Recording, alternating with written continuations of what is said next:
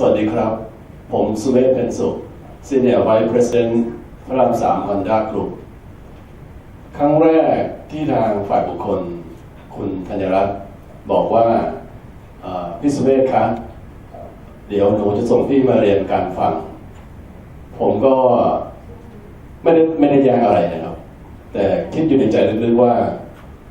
มีความต่อต้านลึกๆนิดๆว่าเราทำงานมาขนาดนี้ผ่านหน้าที่การงานก็มาขนาดนี้แล้วผ่านการพูดมาก็เยอะนะครับทำไมเราจะต้องไปเรียนการพูดอีกในใจแย้งๆจริงๆแล้วแต่ก็ไม่ได้ปฏิเสธทางน้องที่เสด็จขึ้นมาเอาเป็นว่าเราลองดูเราลองมาเรียนดูซิว่าที่เขาเสนอมาเนี่ยอย่างน้อยน้องก็คงดูแล้วว่าน่าจะมีสิ่งที่ดีๆที่เราน่าจะไปเรียนรู้นาทีนั้นถ้าผมทำตัวเป็นเหมือนกบในกะลาเหมือนที่น้องบางคนพูดนะครับผมคงไม่ไ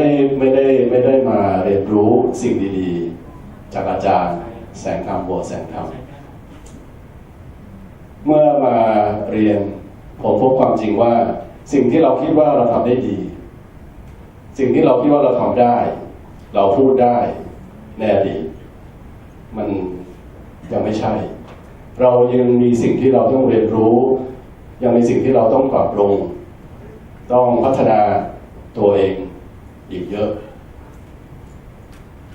ถ้าผมไม่ได้คิดว่าลองมาดูสักครั้งผมคงจะเสียใจไปอีกนานแล้วผมไม่รู้ว่าการที่จะพูดได้แต่จริงๆแล้วเรายังพูดไม่เป็น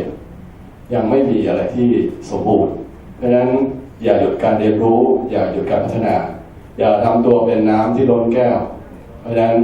เราจะสูญเสียโอกาสที่ดีขอบคุณครับสวัสดีค่ะดิฉันนางสาวธัญรัตน์ขวัญเอี่ยมผู้เข้าเรียนหลักสูตรศิลปะการพูดรุ่นที่101นะคะด้วยหน้าที่การงานดิฉันเนี่ยรับผิดชอบดูแลฝ่ายเทรนนิ่ง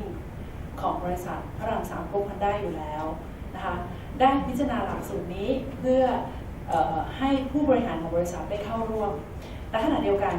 ดิฉันเองเนี่ยก็ได้มีโอกาสได้เป็นวิทยากรนะคะได้ไปสอนหนังสือตามมหาวิทยาลัยต่างๆแล้วคิดว่าประสบการณ์ของการพูดของตัวเองเนี่ยก็ถือว่าใช้ได้ในระดับหนึ่งและหลายๆคนก็จะบอกว่าดิฉันเป็นคนพูดเก่งแต่พอได้เห็นเนื้อหาในหลักสูตรแล้วเนี่ยเกิดความสนใจและคิดว่าหลักสูตรนี้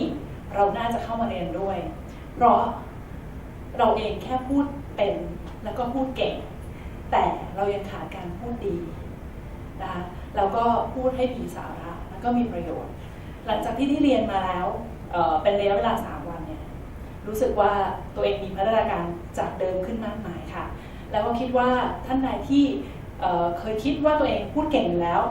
อยากให้มาลองเรียนหลักสูตรนี้เชื่อว่าคุณจะพูดอย่างมีประสิทธิภาพยิ่งขึ้นค่ะขอบคุณค่ะสวัสดีครับผมสำลิดธนการจนสุดก่อนหน้านี้ผมก็คิดว่าผมเป็นคนโน้มน้าวคนได้ดีพอสมควรคนหนึ่งแต่หลังจากได้เข้ามาศึกษาที่หลักสูตรอันนี้ก็ได้ให้อะไรกับผมอีกเยอะพอสมควรคิดว่าอย่างน้อยก็ได้โน้มน้าวในที่ public อีกนอกเหนือจากนี้ก็ยังมีเรื่องการฟัง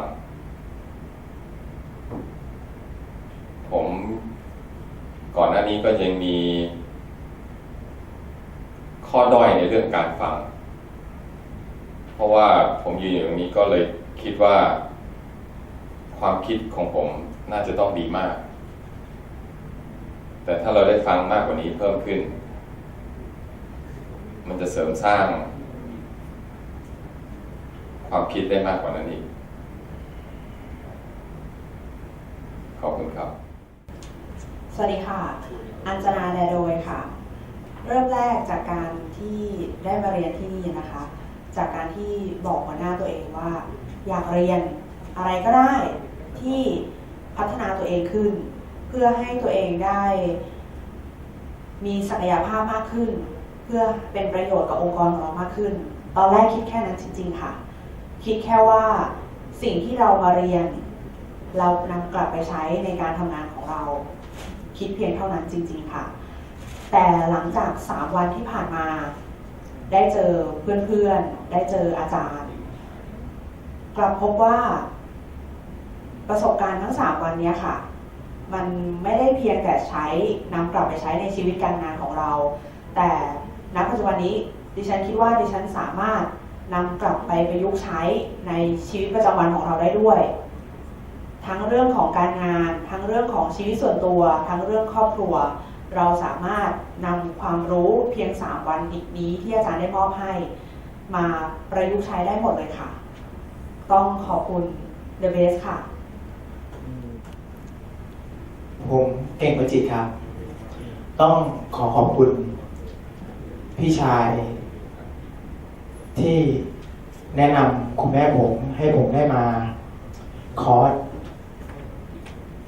ศิลปะการพูด และก็ขอบคุณคุณแม่ที่เปิดโอกาสให้ผมได้มาเรียนรู้ได้พบประสบการณ์ใหม่ๆผมมีความรู้สึกดีใจครับ มันเหมือนเป็นมิติอีกมิติหนึ่งที่เราได้มา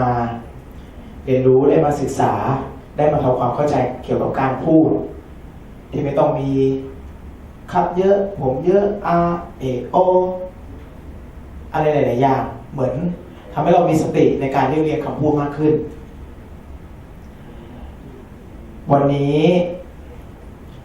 ณตรงนี้คงไม่มีสิ่งใดมากไปกว่าคำสอนของอาจารย์แสงธรรมขอบคุณครับ ค่ะจากดิฉั เอาใหม่ น เอาใหม่ เองนะคะ ต้องใกล้ๆใหม่เอาใหม่มันเบาไปต้องใกล้ๆใหม่หน่อยแป๊บหนึ่ง สวัสดีค่ะดิฉันนางสาววนิดาหอมแก่นจันทร์ค่ะหลังจากรู้จักกับเบสได้จากการเซิร์ชหาใน Google ค่ะเพราะว่าตัวเองอยากจะพัฒนาตัวเอง ด้วยอาชีพแล้วนะคะเป็นคนที่ต้องออกไปพูดให้กับคนอื่นได้ฟังอยู่แล้ว ทีนี้ก็ยังไม่ทราบว่าตัวเองเนี่ยมีข้อบกพร่องตรงไหนบ้าง ก็เลยมาทราบจากที่นี่ว่าบางทีตัวเองเป็นคนพูดเร็วไม่ค่อยฟังคนอื่น และพอได้มาเจอกับอาจารย์แสงธรรมนะคะก็จะทำให้ตัวเองเนี่ยเป็นคนนิ่งขึ้น